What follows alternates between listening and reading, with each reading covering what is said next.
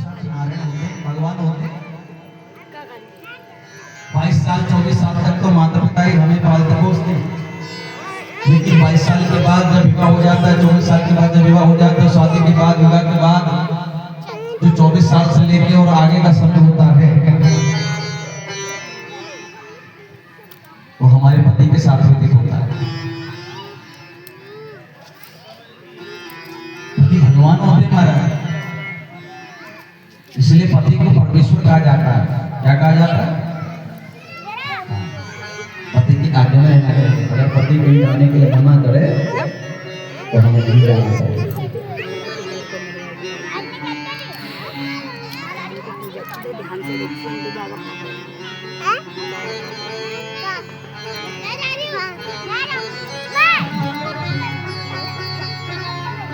भोले बाबा ने सब देवताओं को समझाया,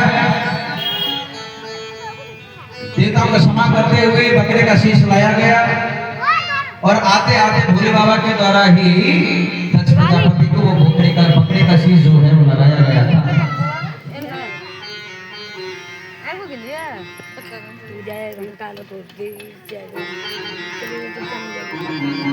धीरे धीरे जब समय व्यतीत हुआ तो अगली बार जब दूसरे जन्म में जब पार्वती मैया का माता सती का जब जन्म हुआ अगले जन्म में, तो राजा हिमाचल के यहाँ पार्वती के रूप में हुआ था।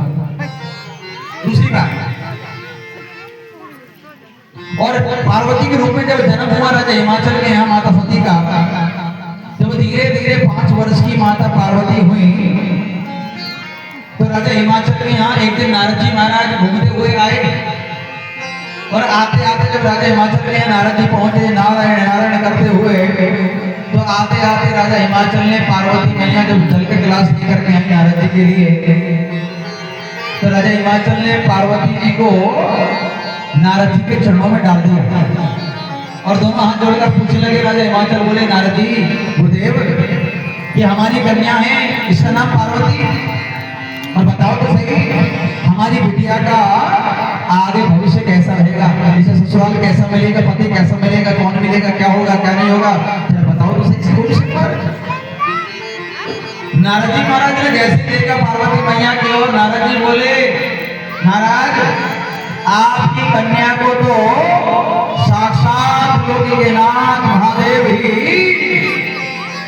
भरने के लिए आए, इन्हें पति रूप में प्राप्त होने बोल रहा है। बहुत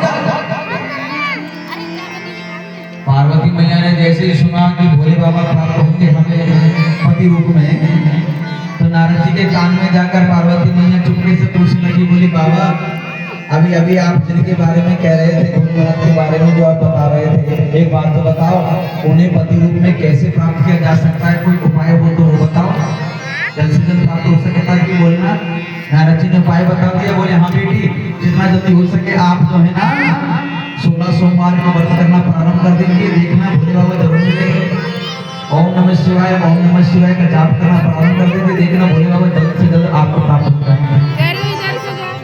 उसी दिन से पार्वती मैया ने अखंड जाप करना प्रारंभ कर दिया, ओम नमः शिवाय। सारा दिन ओम नमः शिवाय का जाप चलते रहती पार्वती मैया।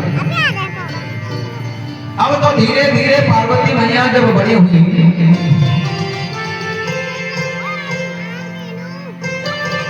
तो कुछ समय के बाद एक दिन नारद जी महाराज पार्वती मैया का रिश्ता लेकर के आए विवाह के लिए भोले बाबा।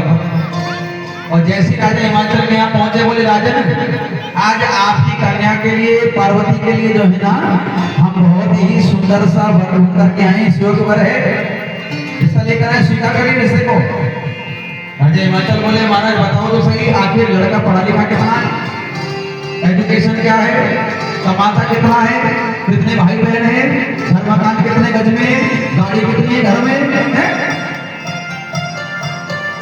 भाई बहन कितने, हमारी बेटी का गुजारा हो पाएगा कि नहीं हो पाएगा, साल का पैकेज कितना है?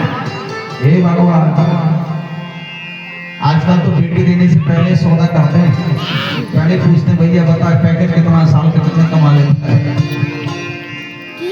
पहले जमाने में ऐसा नहीं होता था। माता पिता जिसको जहाँ बांध देते थे ना, दे देते थे, चाहे वहाँ सुख मिले, चाहे दुख मिले, चाहे हानि मिले, लाभ मिले, चाहे यश मिले, चाहे अपयश मिले, पूरा जीवन वही निकाल देती जिंदगी। लेकिन आजकल हे भगवान,